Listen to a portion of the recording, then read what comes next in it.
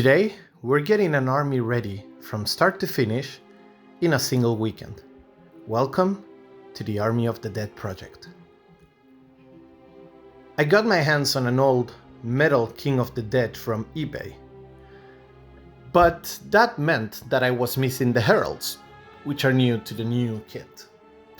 So I decided to make my own. To achieve this and the conversions from the rest of the army, I picked a single sprue of Fireforged Living Dead Soldiers, especially for the banner conversion, but also for other bits. The assembly process started on Friday by removing all miniatures from the sprues and also having some that came assembled already, but they were converted, all of them nevertheless. I focused first on the command, making myself 3 heralds with their pendants, made from Living Dead warriors and peri-miniatures bits. Together with the King of the Dead, I used an orc on his base, so he will look taller, and swapped his sword with a leftover Witch King one, just because I liked the spectral fiery look, and his metal sword was not in the best condition when it arrived to me. Once assembled, here they are. Together also with the banner bearer, which it was a very simple conversion as well, but I think it works very well. That leads me to the troops, which I also finished on Friday.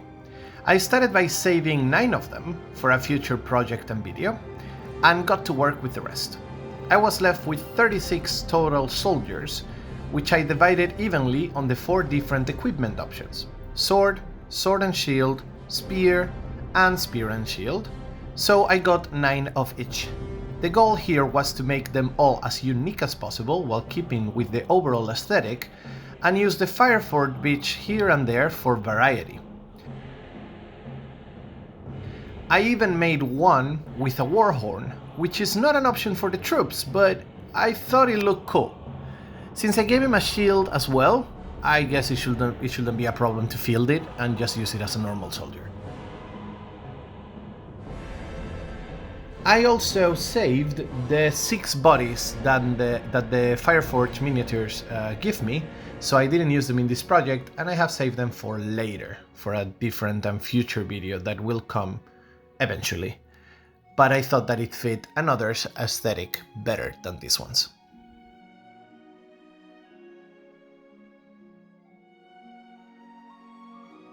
Once they were all assembled, we got to the task of getting them primed white and let them rest and dry overnight.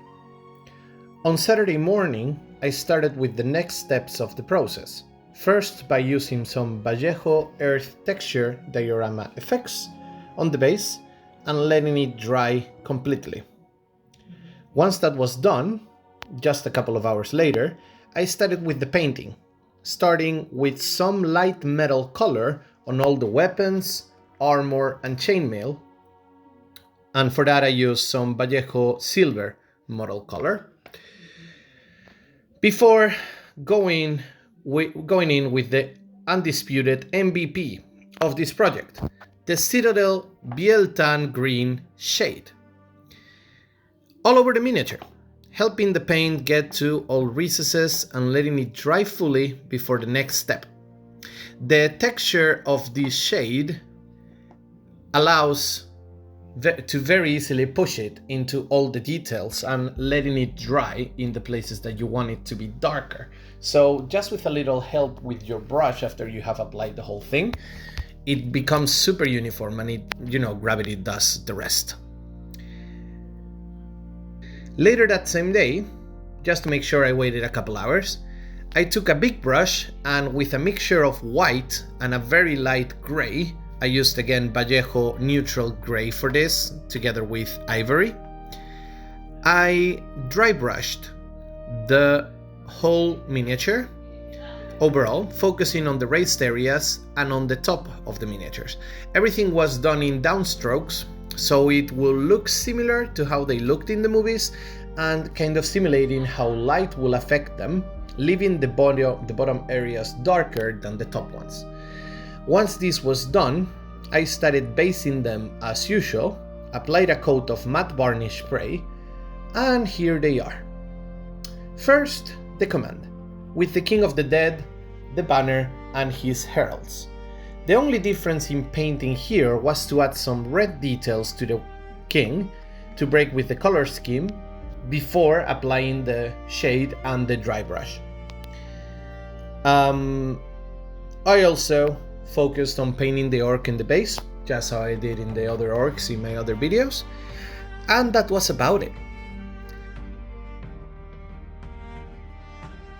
After then, we go to the troops, 4 groups of 9 with different equipment. These miniatures, I have to say, are great.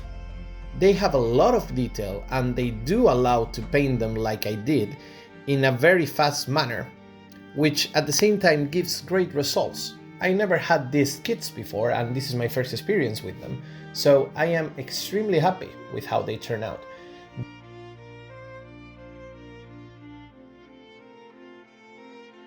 They look a bit taller than the other miniatures, but I think that also allows some, it works with the kind of a spectral, supernatural nature that these guys have. So I think it does make sense. I wanted to make all of these together so they will look uniform and that there was no color variations among them.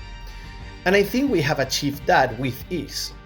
Also, I am very happy that none of them repeat or look like exact clones, which that triggers me a lot and is a big plus on my books when we don't get to that.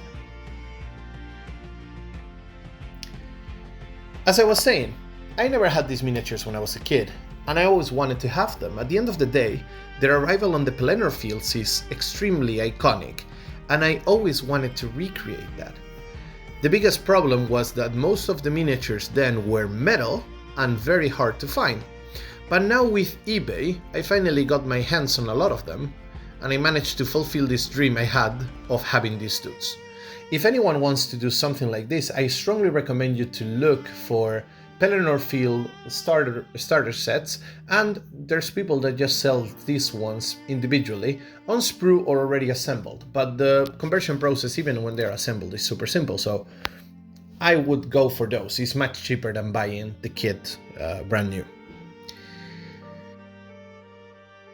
Now, the only thing missing from this whole army is some cavalry, but let's just say it is work in progress and we will get to it in another video.